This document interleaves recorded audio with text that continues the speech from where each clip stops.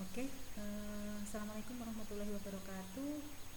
Alhamdulillah pada kesempatan ini saya akan menyampaikan materi tentang nursing advokasi pada aplikasi penerapan asuhan keperawatan pada pasien dewasa ya, sesuai dengan kontrak perkuliahan di mana pada pertemuan ini capaian pembelajaran mata kuliah di pertemuan ketiga kita pada hari ini adalah nanti diharapkan mahasiswa mampu menjelaskan fungsi advokasi atau penerapan prinsip etik yang terjadi pada kasus-kasus pada sistem muskuloskeletal, sistem integumen, sistem persarafan dan sistem persepsi sensori pada konteks pada pasien dewasa ya di sini nanti ya. Ingat kenapa sih kita perlu belajar tentang prinsip etik atau penerapan legal etik, karena emang sesuai di capaian pembelajaran emang salah satu nanti emang outcome dari lulusan nurse atau perawat itu untuk nurse adalah salah satunya nanti adalah uji kompetensi nurse, dimana memang untuk aspek etik, legal dan peka budaya ini ternyata memiliki komposisi lumayan ya. Di sini ada 15% itu dari soal-soal uji kompetensi itu nanti terkait dengan legal etik ya. Kemudian 80% asuhan keperawatan pada pasien, nanti tentunya yang sudah Anda pelajari ya, asuhan keperawatan itu di KMB itu mulai KMB 1, 2 dan 3. Itu ya konsep manajemen asuhan keperawatan ya. Nanti tolong dipahami kasus per kasus. Terus kemudian di sini ada 5% itu terkait dengan pengembangan profesional. Jadi emang yang walaupun di sini nggak cukup besar, cuman cukup besar juga ya 15%. Cuman dari 80% dari manajemen asuhan keperawatan itu nanti salah satu komposisi yang paling besar itu adalah 25% itu adalah dari soal-soal pada kasus-kasus yang ada di keperawatan medikal bedah. Jadi di sini cukup banyak ya. Jadi nanti untuk uji kompetensi itu nanti emang sebagian besar itu emang soalnya di KMB, sehingga emang tolong emang benar-benar KMB itu Anda pahami semuanya ya. Jadi kasus-kasusnya, terutama kasus-kasus besar yang sering muncul nanti mungkin ketika di klinik, tolong diperhatikan ya, ketika di ruangan itu kasus apa sih yang paling banyak muncul di KMB, misalnya di sistem neurologi atau persarafan itu yang banyak itu stroke misalnya ya. Stroke itu kan pasti nanti akan keluar di UKOM. Kemudian misalnya kalau muskulo itu misalnya pasien fraktur ya, atau pasien post KLL misalnya ya, itu tolong dikuasai karena itu pasti akan keluar nanti ketika Anda UKOM ya, seperti itu.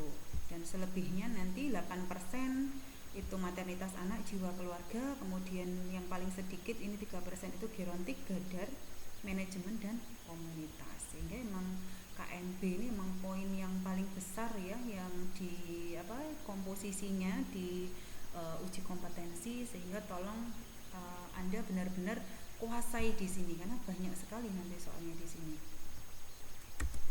Oke, kemudian kita kembali lagi ke etik ya, etik keperawatan.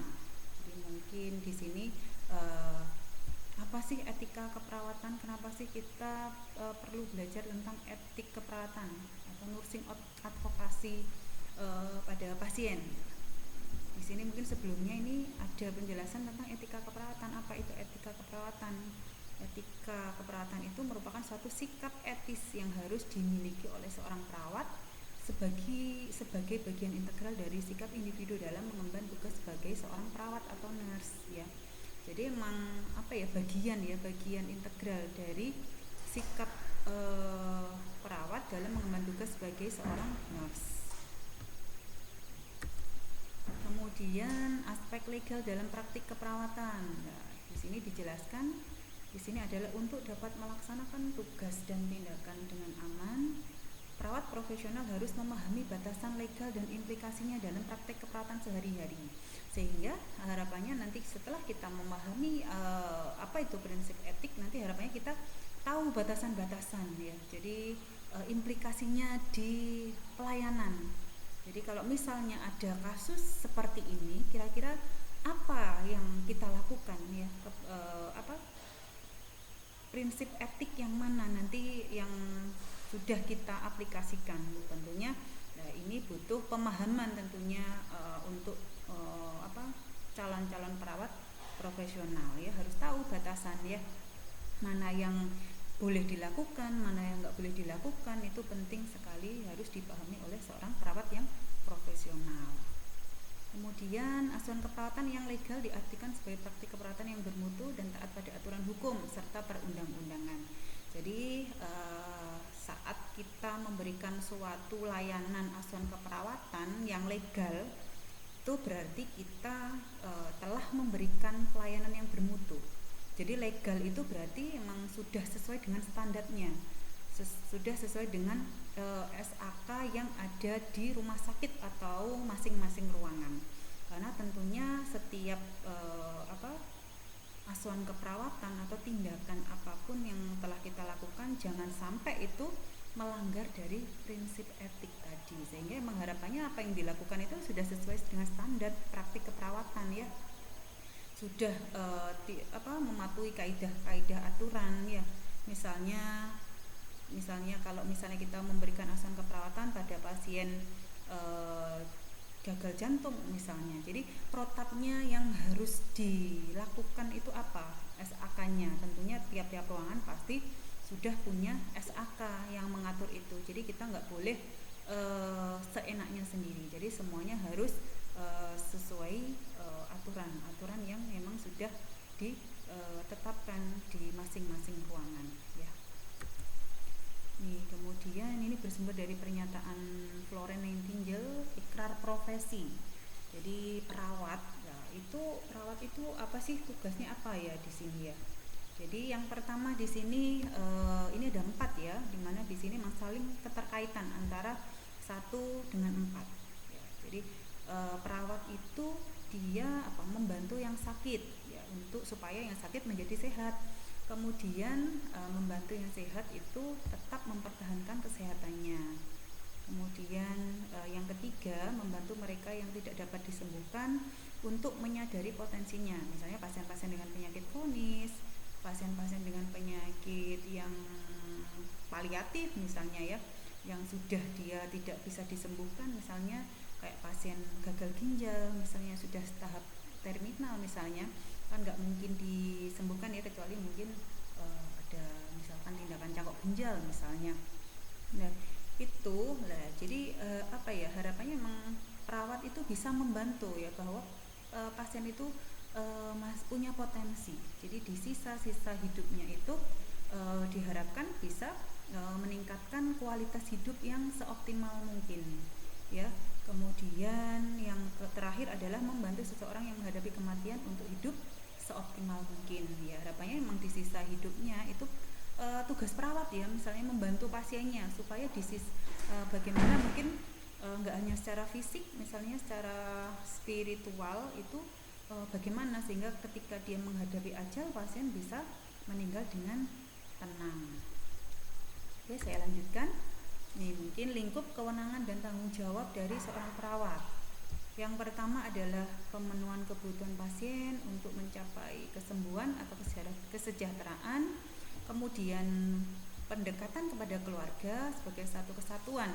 Karena memang kenapa di keluarga itu satu kesatuan? Karena misalnya di sini dalam satu keluarga misalnya ada yang sakit, misalnya ayah atau mungkin ibu, ya pasti yang lainnya kan berdampak ya, ikut istilahnya ikut sakit juga ya, karena harus misalnya menjaga, kalau ibu menjaga anaknya atau membantu menjaga keluarganya yang sakit. Pasti kalau ya apalagi keluarga itu kan emang punya ikatan, tentunya yang satu sakit pasti yang lainnya emang ikut merasakan ya, sehingga harus perawat harus mampu melakukan pendekatan ya ke keluarganya, bukan hanya ke yang sakit ya, memberikan dukungan, memberikan motivasi itu penting sekali, karena jangan sampai nanti yang satu sakit, yang satunya ikut menyusul sakit karena mungkin karena stres, karena uh, apa ya, selalu berpikiran negatif misalnya kan, bisa saja ya berpengaruh ke imunitasnya, sehingga nanti mudah sakit. Sehingga penting ya untuk melakukan pendekatan ke anggota keluarga yang sakit. Kemudian kegiatan khusus meliputi mendidik ya, memberikan edukasi, kemudian memberikan tindakan keperawatan dalam mengatasi masalah pasien. Kemudian perawat punya tanggung jawab mengadakan interaksi dengan pasien.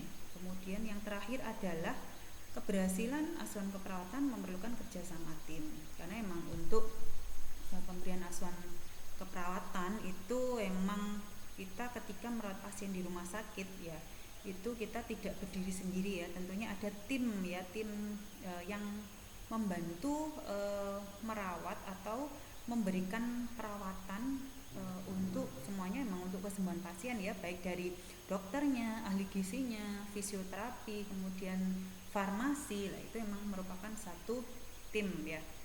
Jadi perawat harus mampu melakukan kolaborasi dengan tim medis lainnya untuk kesembuhan pasien tentunya ya. Jadi semua memang untuk pasien. Nah ini kita masuk ke apa saja sih prinsip-prinsip etik yang harus difahami oleh seorang lulusan nurse atau perawat ya. Nah nanti emang Anda semua nanti emang harapannya nanti semuanya adalah menjadi perawat ya, atau menjadi nurse ya. Jadi yang pertama, yang prinsip etik yang harus dipahami itu ada di sini ada 9 ya.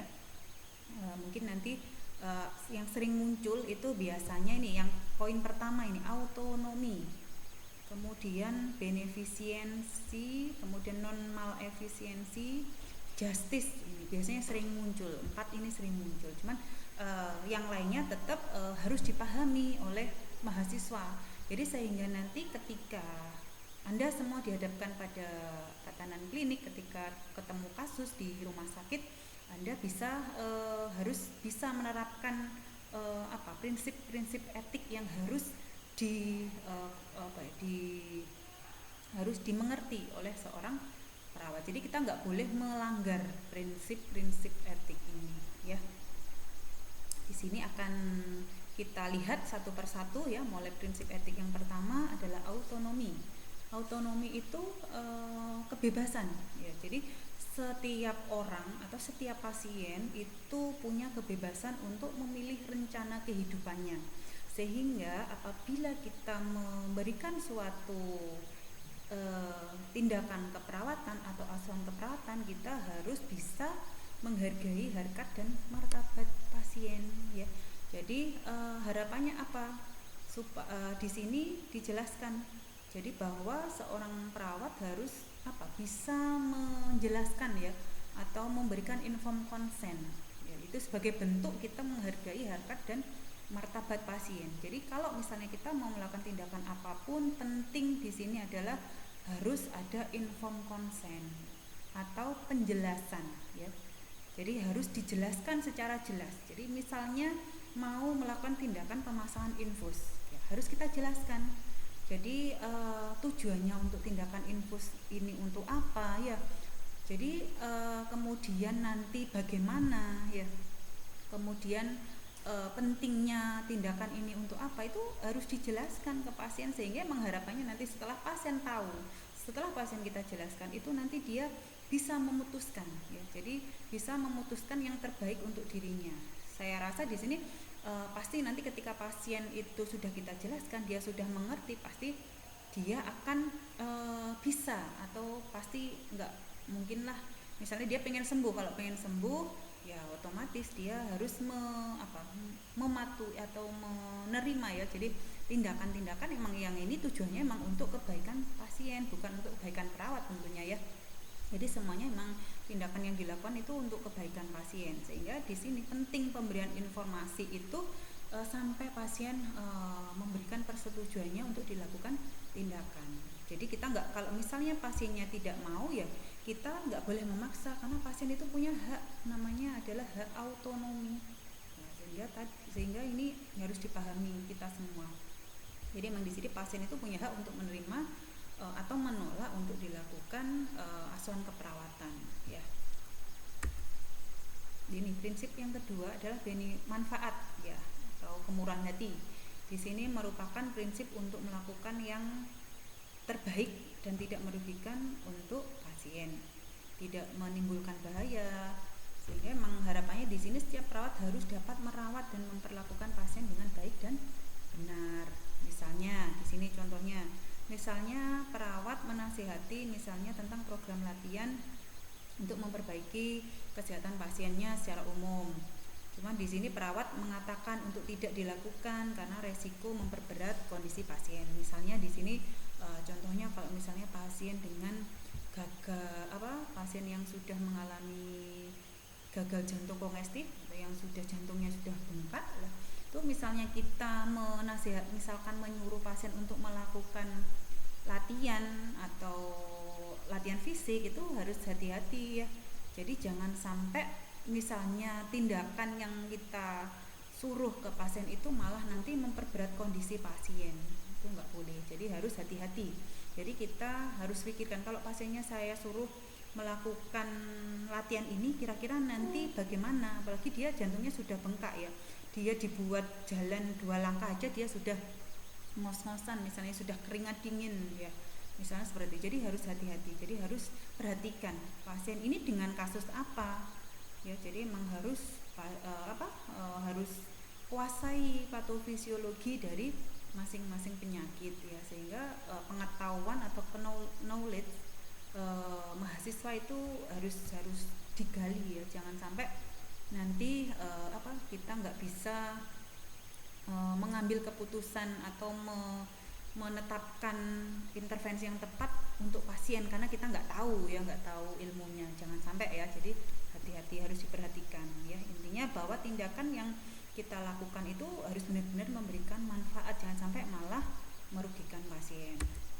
Kemudian yang ketiga, ini tidak merugikan. Kalau yang kedua tadi memberikan manfaat, yang ini tidak merugikan ya. Jadi hati-hati karena nanti biasanya ini jumbo ya. Misalnya di sini contohnya pasien menyatakan pada dokter menolak pemberian transfusi ini karena pasiennya misalnya di sini HB-nya drop ya, kemudian diberikan transfusi. Nah, ini tindakan transfusinya tetap diberikan memang karena di sini memang tidak merugikan pasien dan ini kondisi emergensi kan di sini ya. Kalau misalnya pasiennya drop, kalau tidak segera ditransfusi, resikonya kemana? Nah, tuh jadi harus diperhatikan juga ya. Jadi ini karena kondisi keadaan gawat ya, selama ini tidak merugikan pasien, nah, berarti kita boleh ya. Jadi ini prinsip ini bukan berarti tidak menimbulkan bahaya atau cedera fisik atau psikologis pada pasien. Jadi tolong hati-hati di sini ya.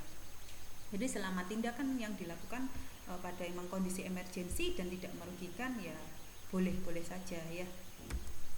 Ini fidelity atau kesetiaan.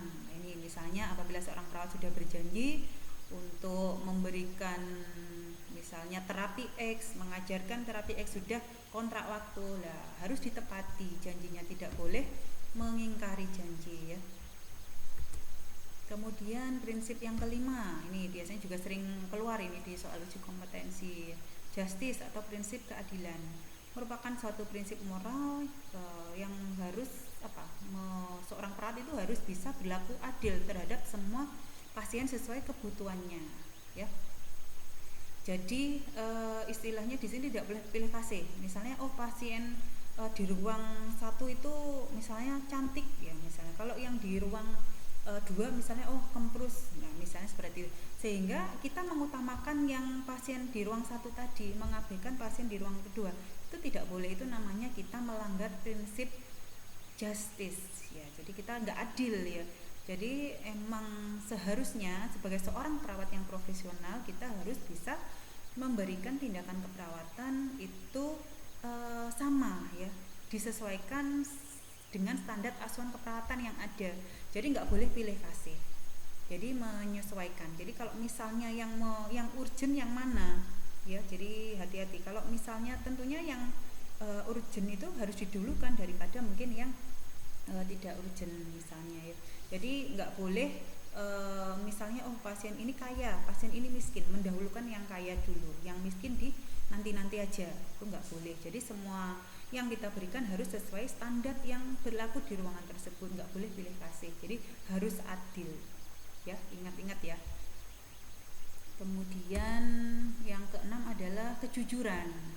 Jadi penting, jadi seorang perawat profesional itu harus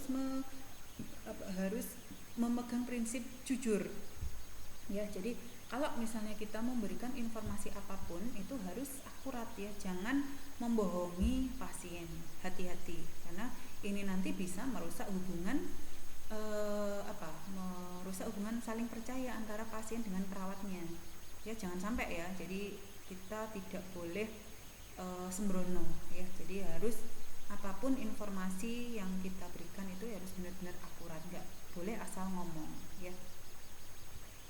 Oke, misalnya di sini tindakan pemasangan infus harus dilakukan sesuai dengan SOP di rumah sakit ya, karena emang kalau tindakan itu emang harus semuanya harus sesuai SOP, keseluruhan keperawatan harus sesuai dengan SAK-nya, jadi nggak boleh semau kita sendiri ya, jadi semuanya harus sesuai SOP. Jadi nggak boleh karena kalau kita nggak sesuai berarti kita sudah nggak jujur ya, kita sudah merugikan pasien tentunya ya, karena nanti kalau misalnya tidak sesuai dengan standar operasional prosedur yang ada, nanti kalau misalnya terjadi apa-apa nanti kita bisa dituntut ya, karena nggak sesuai standarnya harus seperti ini, tapi kita melakukan di luar ini misalnya, hati-hati karena itu nanti bisa kalau misalnya terjadi sesuatu yang tidak diinginkan itu bisa dijadikan sebagai bisa digugat ya. Jadi perawat harus hati-hati di sini ya. Kemudian kerahasiaan mengenai informasi tentang pasien harus dijaga karena kalau tidak dijaga tentunya pasti akan merugikan ya privasi pasien, karena setiap pasien itu punya privasi, jadi yang harus dijaga, kecuali misalnya informasi itu didiskusikan atau disampaikan itu emang untuk keperluan pengobatan atau terapi dari pasien ya. Tapi kalau di luar konteks itu misalnya hanya untuk gibah atau untuk rasan-rasan itu harus dihindari. Berarti karena kalau kita lakukan berarti kita melanggar prinsip etik yang ketujuh atau confidentiality. Ya diceritakan ya, misalnya pasien di bangsal A nanti kita ceritakan ke pasien sebelahnya misalnya, nggak boleh ya. Jadi kita harus benar-benar menjaga privasi pasien, jadi harus hati-hati ya. Kemudian yang kedelapan, tanggung jawab. Jadi setiap tindakan itu perawat itu harus harus bisa profesional. Jadi harus punya tanggung jawab ya. Jadi kalau misalnya seorang perawat mempunyai tanggung jawab misalnya terhadap pasien di tim 1 misalnya. Nah itu harus kalau misalnya pasien ini misalnya nanti jam 8 misalnya, dia obatnya harus masuk ya, perawat harus bertanggung jawab nanti ketika harus menepati ya jam 8, karena pemberian obat itu kan ada prinsipnya ya, harus tepat dosis, tepat waktu, nggak boleh misalnya nanti obatnya harus masuk jam 8 nanti masuknya baru jam 9, berarti nggak bisa bertanggung jawab ya dengan tugasnya, karena seenaknya sendiri itu nggak boleh. Jadi memang semuanya harus dilakukan sesuai dengan tanggung jawabnya, jadi harus tahu ya, jadi nggak boleh seenaknya ya. Ini yang ke-9, yang terakhir itu adalah hak. Jadi berperilaku sesuai perjanjian, peraturan dan moralitas berhubungan dengan hukum legal. Jadi misalnya di sini pasien berhak untuk mengetahui informasi tentang penyakitnya, segala sesuatu yang perlu diketahuinya. Itu harus diperhatikan. Oke, itu mungkin beberapa penjelasan terkait prinsip etik. Kemudian di sini coba kita setelah ini kita lihat ya aplikasi penerapan legal etik. Nanti saya tunjukkan beberapa kasus nanti ketika kita gambaran ya, nanti ketika kita di klinik kemungkinan bisa akan kita temui. Nah, misalnya di sini, misalnya kita sedang berjaga ya. Di sini ada pasien, ini setting ruangannya adalah saya buat di IGD ya. Nah ini, jadi pasien jatuh dari motor, dia dibawa ke IGD dengan laserasi. Laserasi itu berarti luka ya, luka lecet ya di kepala, siku. Cuman di sini tidak ada cedera lain ya, karena pasiennya di sini dia bisa berjalan normal, bicaranya dia normal ya. Koheren ini berarti kan nyambung ya, jadi normal. Kemudian di mana di sini situasinya di ruangan sedang sangat ramai, sedang sibuk ya, sehingga di sini pasiennya diminta menunggu. Nah, ternyata tetapi di sini pasiennya tidak sadar dan memaksa pulang sebelum lukanya di sini dirawat ya. Bagaimana sikap perawat dalam menghadapi pasien di atas ya? Misalnya di sini yang A menghargai keputusan pasien pulang paksa, yang B menasihati pasien untuk bersabar, kemudian menahan pasien untuk tidak pulang, mengingatkan pasien lukanya bahaya, kemudian yang E menyegerakan perawatan luka. Nah, ini kita sebagai seorang perawat harus bijak di sini ya. Kita lihat ya, coba kita lihat ini hampir sama kasusnya. Jadi ini sama ya, dia ada luka laserasi, tidak ada cedera lain, cuman di sini pasiennya berjalannya tidak normal, bicara tidak koheren, jadi ngelantur di sini ya, karena mungkin ternyata ini ada bau alkohol, kemungkinan pasiennya sedang mabuk mungkin ya. Nah, kalau settingnya seperti ini, lah tentunya pasti sikap yang diambil seorang perawat harus beda tentunya dengan kasus yang pertama tadi. Kalau yang di sini misalnya menghargai, misalnya karena pasien kan punya hak ya, tadi yang prinsip autonomi, dia berhak menolak atau menerima tindakan yang dilakukan. Cuman kalau misalnya kondisinya seperti ini, nah ini kalau misalnya kita membolehkan pasiennya pulang, lah kita juga akan melanggar prinsip etik apa tadi yang kedua ya, non malefisiensi atau apa tadi,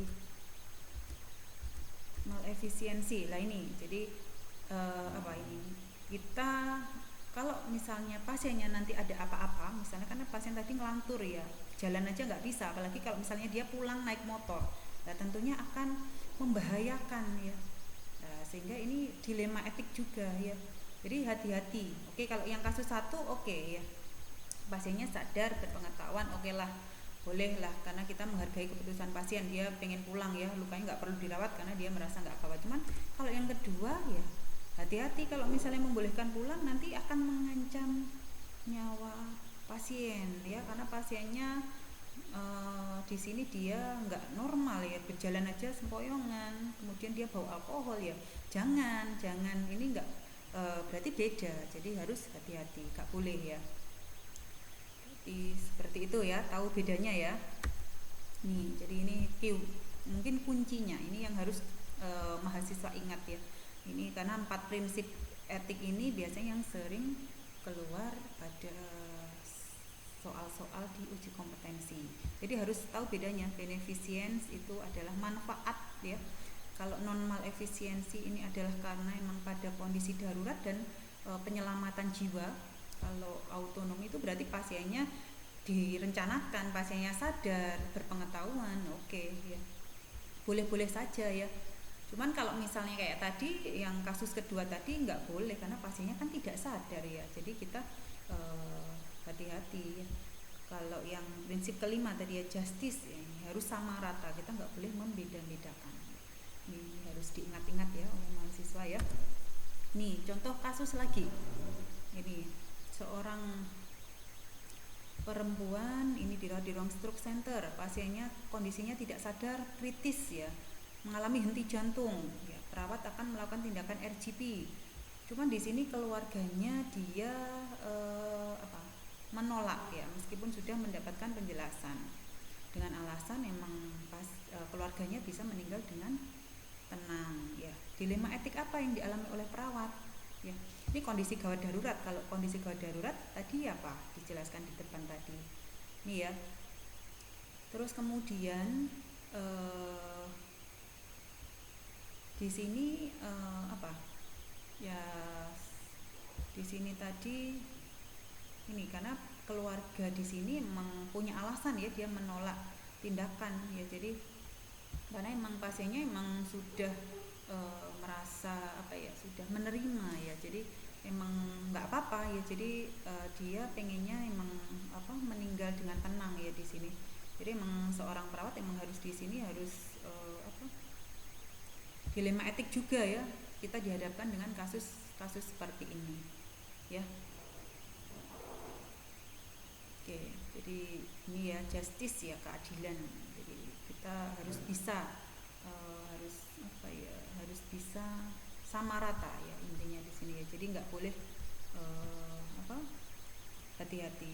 Jadi ini, jadi kesamaan hak. Jadi emang hak pasien ya, misalnya untuk menolak, itu adalah hak keluarganya karena emang dia merasa emang keluarganya di sini emang sudah kritis ya.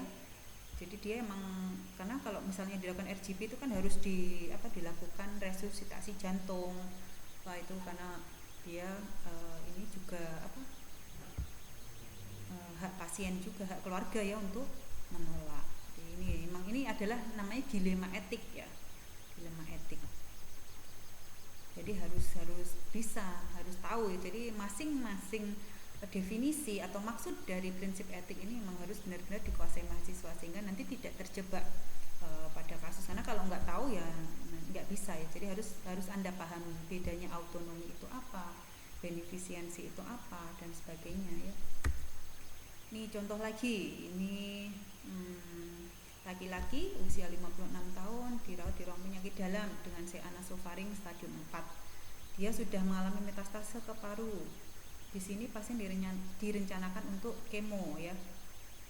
Ini di sini sebelumnya pasien dan keluarga sudah dijelaskan dan menandatangani inform konsen.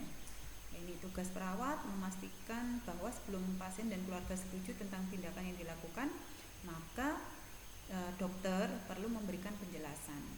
Ya, apakah prinsip moral etik yang sudah dilakukan oleh perawat tersebut? Ya, di sini kira-kira apa? Di sini kan memang tadi ya, jadi emang apa, hak pasien ya. Jadi untuk menerima dan menolak tindakan, tapi ya harus diperhatikan tadi pasiennya menolak, tapi menolak karena apa? Karena emang nggak ada penjelasan, nggak ngerti maksud mau dilakukan misalnya tindakan kemo ini apa, sehingga menolak itu nggak boleh. Jadi harus dipastikan bahwa emang pasien atau keluarga sudah menerima informasi atau penjelasan sebelum menandatangani persetujuan ya. Di tahu ya di sini ya maksudnya ya, seperti itu. Ini contoh lagi. Ini pasien laki-laki dirawat di ruang bedah dengan tumor otak ya. Ini keluarga mengatakan pasien sering kejang dan panas tinggi. Hasil pengkajian suhunya 37,8. Nih, keluarga mengatakan pasien sering diberi kopi untuk menghindari supaya tidak terjadi kejang. Ya, di sini perawat mendengarkan dan menerima pendapat dari keluarganya tadi. Jadi dikasih kopi, kan nggak apa-apa ya selama ini tidak merugikan pasien. Nah, ini berarti perawat memang sudah menerapkan prinsip etik yang sudah benar ya, kan boleh. Yang penting di sini kan nggak membahayakan nyawa kan ya dengan minum kopi. Di sini emang tujuannya emang walaupun mungkin di sini emang apa kayak kepercayaan mungkin ya, karena emang kalau orang zaman dulu kan gitu ya. Jadi emang dikasih kopi, sering dikasih kopi biar tidak kejang misalnya. Ini nggak apa-apa, boleh-boleh saja ya. Jadi perawat sudah benar yang diambil ya, seperti itu. Selama ini tidak merugikan, nggak apa-apa ya. Nah, tuh mungkin beberapa penjelasan tentang prinsip-prinsip etik dan juga beberapa contoh aplikasi di lapangan ya. Nanti harapannya nanti ketika Anda semua nanti praktek di tatanan klinik, jika menemukan pelanggaran-pelanggaran atau situasi-situasi yang kaitannya dengan pengambilan keputusan etik, nanti mahasiswa bisa memahami ya. Jadi bisa menerapkan kira-kira kalau kondisi seperti ini apa yang harus dilakukan ya. Atau misalnya ternyata nanti misalnya di ruangan itu ternyata tindakan yang diambil itu misalnya kurang sesuai karena melanggar prinsip etik lah, itu mahasiswa harus bisa berpikir kritis ya, atau istilahnya adalah harus critical thinking. Jadi apa yang dilakukan atau keputusan klinis yang tindakan yang tepat, keputusan yang tepat itu yang harus diambil dilakukan oleh seorang perawat itu apa ketika menghadapi dilema-dilema etik dalam pemberian asuhan keperawatan. Tuh, mungkin itu yang bisa saya sampaikan. Selebihnya nanti kita akan melakukan diskusi, baik nanti kita bisa dengan diskusi di Zoom atau nanti kita diskusi di Moodle. Mungkin itu aja yang bisa saya jelaskan, mudah-mudahan membawa manfaat untuk mahasiswa semua. Kurang lebihnya saya mohon maaf apabila ada kata yang kurang jelas dalam penyampaian. Nanti di pertemuan berikutnya kita akan sharing dan berdiskusi bersama terkait bagaimana sih penerapan prinsip etik ketika dalam pemberian asuhan keperawatan pada pasien ketika di klinik ya. Itu aja yang bisa saya sampaikan. Selamat belajar semuanya. Wassalamualaikum warahmatullahi wabarakatuh dan terima kasih atas perhatiannya.